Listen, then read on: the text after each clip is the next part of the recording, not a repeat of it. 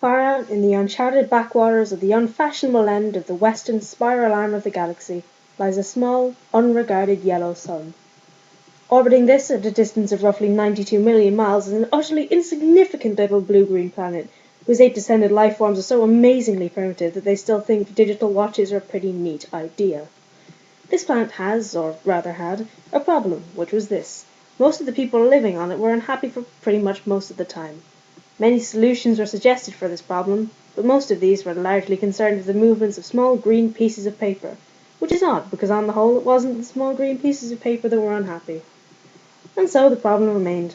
Lots of people were mean, and most of them were miserable, even the ones with digital watches. Many were increasingly of the opinion that they made a big mistake in coming down from the trees in the first place, and some said that even the trees had been a bad move, that no one should have left the oceans.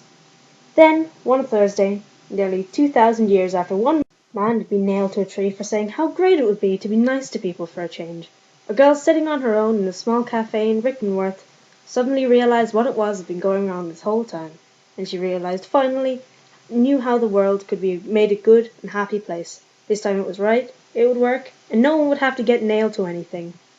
Sadly, however, before she could get to a phone to tell anyone about it, a terrible, stupid catastrophe occurred, and the idea was lost forever. But this is not her story. It is the story of that terrible, stupid catastrophe and some of its consequences. It is also the story of a book called The Hitchhiker's Guide to the Galaxy. Not an Earth book, never published on Earth until the terrible catastrophe occurred, never seen or heard of by any Earthmen. Nevertheless, a wholly remarkable book.